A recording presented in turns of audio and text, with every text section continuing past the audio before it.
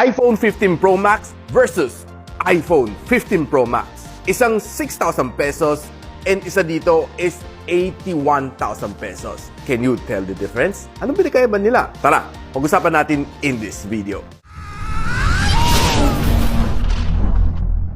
So guys, itong video na ito is intended for educational purpose para malaman nyo kung which is the real deal and which is not the real deal. Para hindi kayo ma-scam at mapeke along the way pag bumibili kayo ng iPhone. And makita mo yung box niya is identically the same. Honestly, nung unang tingin, halos sabi ko, teka, parang wala namang pinagkaiba nito. But right now, we'll put it on sa ating tabletop para makita natin yung differences one by one. So okay, I'm pretty excited to show you yung pinagkaiba nito dalawang phone na ito, no? So on my left is the 6,000 pesos and on my right is the one na nabili ko sa Beyond the Box for 81,000 pesos. And before that, gusto ko lang pakita sa inyo tong sobrang gandang Funko custom na gadget sidekick, no? Kita mo, ang ganda. Ganda na pagkagawa. Kuhang-kuha niya yung logo natin, no? And I really love it. And this is probably one of the good investment na meron ko. And sana, no, mapansin ni Funko, no, i-mass produce yun, no? Funko, beke naman. And of course, kung gusto nyo gumawa ng sarili nyo Funko, check it out kay Lucky Elwin sa Facebook na back to regular airing. So makita natin, no, this 2-box. Pag malayo mo tingnan, it looks almost identical. But pag tinignan mo siya na medyo malapitan, mapapansin mo na this one looks a little bit lighter na gray and this one seems to be a little darker na gray. Na makikita mo dito sa kanyang etching dito, no, kanyang print, kanyang emboss dito, may details siya. Yung button niya, kitang-kita mo dito. I hope makita nyo sa camera, no. And pag sinalat mo, nakaumbok siya. Now, while on this one, pag tinignan mo, yung button niya is parang wala lang, no. And pag sinalat mo, flat siya. Hindi siya naka-emboss, hindi siya nakaumbok. And pag tinignan mo naman sa side, it looks almost identical, but medyo mas titanium color ito as opposed to this one na medyo mas silverish color. So pag tinignan mo naman dito sa likod, ang dami-daming sinabi ng original and ang konti ng sinabi ng 6,000 pesos. Now, kung binuksan mo naman silang dalawa, you'd see almost identical naman pag binuksan mo. And yung loob niya, halos pareho. But pag sinalat mo siya, this is just a regular cardboard. Ito, may cushion siya sa likod. So, itabi muna natin dalawang phone. Tingnan muna natin further the other things inside the box. Pagdating naman sa kanyang C2C cable, you'd see kay Apple na original is braided. And this one is just your regular na C2C cable. Now, pag tinignan mo naman dito sa dalawa, you'd see na mas lighter ang print dito, designed by Apple in California. And this one seems to be a little bit bolder ang kanyang fonts. Ito naman makita mo sa original na iPhone. At itong dalawa lang makita mo sa 6,000 pesos na iPhone. So much about the packaging. Right now, we can focus na mismo sa phone itself. So, ite-test out lang natin, no? We have a original case dito from Momax. Tatry lang natin dito sa original na phone. And, of course, it fits, snug fit, maganda. Ang gandang fit niya. So, let's try on dito sa kabila. Okay? So, eksakto rin. Okay? Saktong-saktong fit. Walang problema.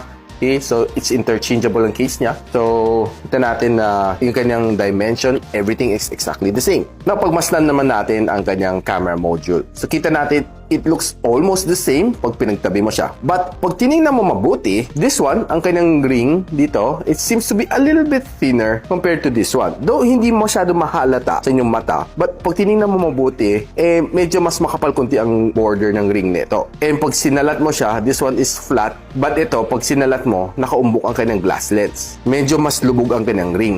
And pag tinignan mo mga camera modules nito, it looks like parang tinted siya, no? But dito sa 6,000 pesos na iPhone 15 Pro Max, it seems na transparent siya. Kitang-kita mo yung loob ng camera lens. And pag pinansin mo ang kanyang LED flash, this one seems to be a little bit orangey. This one seems to be a little bit darker gray. Yung Apple logo niya looks foolproof. And ang meron ko dito is titanium white on both phones. Na kung pinagmasdan mo mabuti ang kanyang color, yung original looks to be a little bit more, may pale kunti na puti, while ito medyo mas clear kunti na puti. If nandito ka lang sa point of view ko, ha, probably it might be hard to check dito sa camera. Now, if you take a look at the sides, mapapansin mo, it's almost identical. But yung kanang color, there's a little bit distinction. Dito medyo mas may pagka-goldish titanium feel. Ito may pagka-silverish na titanium feel. Though both of the buttons are the same. And sa ilalim yung looks almost identical, except pag zoom in mo dito sa mga butas, parang may mesh na nakatakip dito, halos wala. hollow lang siya. Now, on top, there's nothing to see. And on the other side, makita mo na identical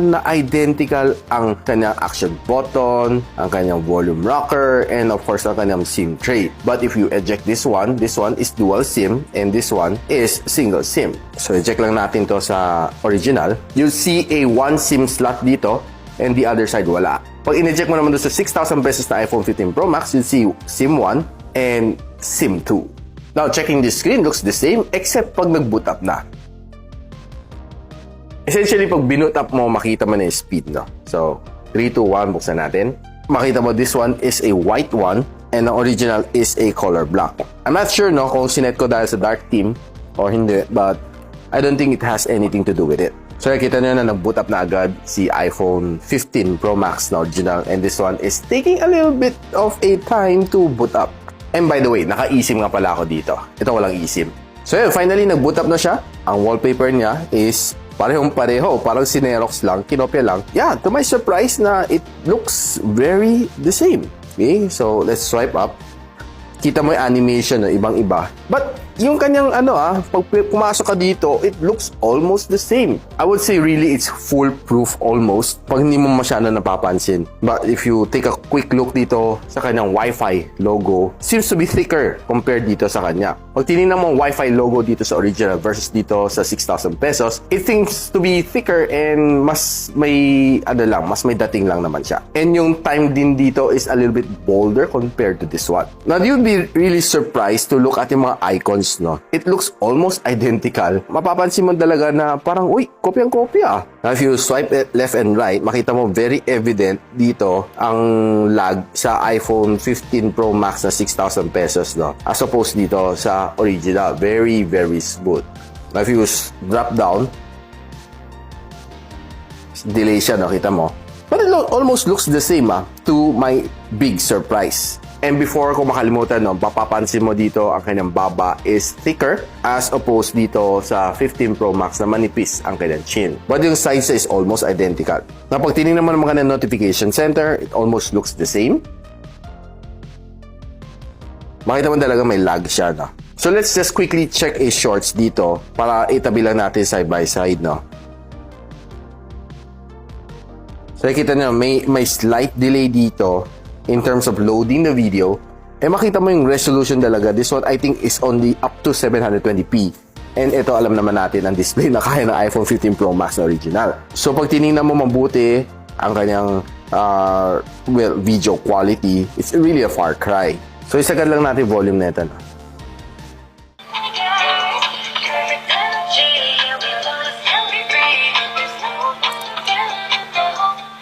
Ito naman.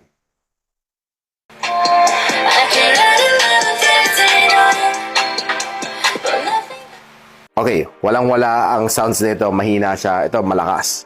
So, buksan lang natin yung Bluetooth niya. And let's just try to pop this one open. Itong AirPods 2 natin, no? So, tingnan natin kung sino una makakadetect sa kanya. So, kita na agad ni iPhone 15 Pro Max na original na merong AirPods na malapit, no? While ito, wala siya nakita. But titingnan lang siguro natin dito sa settings, no? Papasok pa tayo sa settings. Just to see kung makita lang niya. Kita nyo, makikita niya si AirPods Pro pero hindi siya magpa-pop up, no? So, yan ang difference nilang dalawa. So, probably halos nakita na natin yung mga things na gusto natin makita dito, no? And in terms of performance, you'd see na this one, halos pwede mo siyang gamitin lang just for social climbing, but this one, ibang-iba talagang feel if you're paying for the right one. And of course, buy original. Definitely, yun ang masasabi ko sa inyo dito sa aking channel. The next thing na gusto ko pakita sa inyo is mga camera shots na nakuha natin, no? You'd see the difference between the two of them. Medyo talaga ibang-iba sila, no? So let's just quickly start with this, itong rock shot na to. Makita mo na ibang-iba ang quality ng photos on both of these phones. Definitely no match talaga si 6,000 pesos. Now, taking a look at this one other shot, well, it's still a far cry. And even this one, halos walang binatbat talaga itong si 6,000 pesos. So let's go indoor. So makita mo na talagang yung shot very evident na very clear, maganda pagka-bokeh dito sa original iPhone 15 Pro Max as opposed to this one, medyo dark, hirap siya mag-perform on low light. So you see the bin shot, talagang ibang-iba siya, makita mo yung difference ng quality ng shot. Pag pinagtabi mo naman silang dalawa in terms of selfie camera, let's not talk about it na.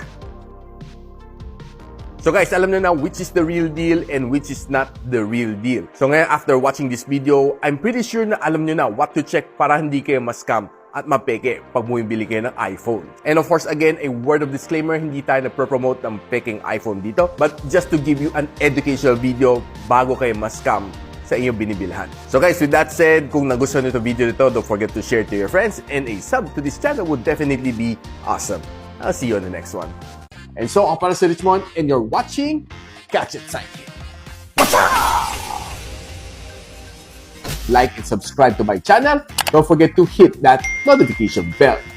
For one of my latest uploads, click the dito. And for one of my popular uploads, click here.